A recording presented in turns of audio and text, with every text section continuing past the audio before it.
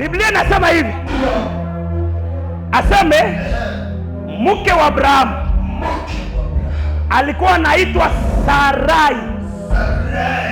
Sarai.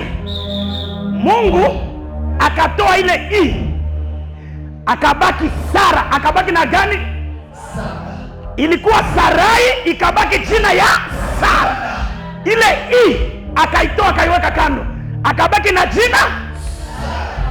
Mtafsiri nyingine, Mungu alikuwa anamwambia Sarai, bali wewe kupea jina yenyewe sitaki, ndio maana mimi naondoa hii i ili ubaki na jina yako original. Mungu atatoa kila laana yenyewe aliweka kwa maisha yako mpaka unabakia original.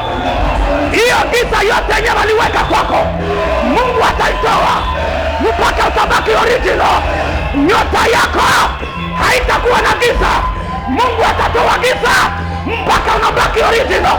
Nasema mpaka unabaki original. Nasema mpaka unabaki original. Nasema utabaki original. Utabaki original. Hiyo maska itatoka mpaka unafanya harusi. Hiyo vita itaondoka mpaka uponyaji unapokea. Sema nitabaki original. Sema nitabaki original. Sema nitabaki original. Sema nitabaki original. Oyo.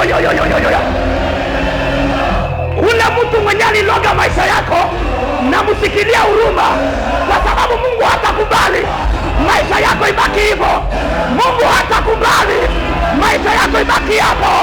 Mungu hatakubali ubaki mwa ile magonjwa. Mungu hatakubali ubaki mwa hiyo mateso. Utakuwa wewe original. Wewe original. Utabaki original. Kibali yako itabaki. Nyota yako itabaki. Hiyo huduma yako itabaki.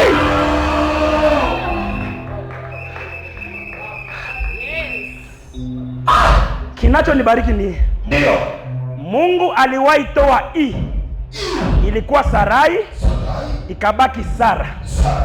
Akatoa i, ile i akaiweka kando.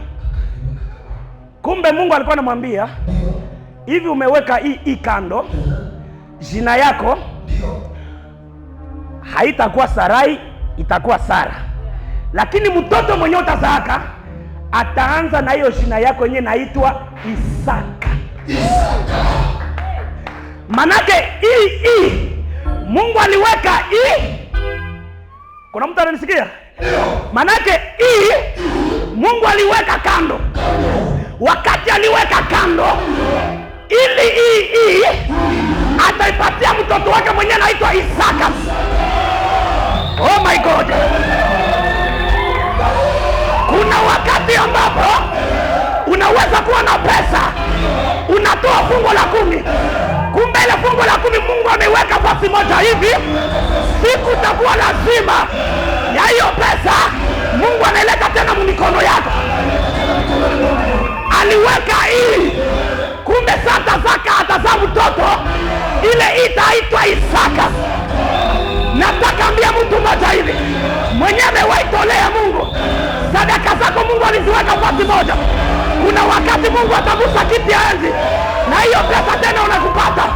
Kuna wakati Mungu atakumbuka sadaka mpaka tena nakubariki. Kuna wakati ambapo Mungu atakumbuka mema yenyewe ulifanyaka mpaka tena unasema hakika niliwaitolea Mungu na leo amenikumbuka. Haida hasoke Okima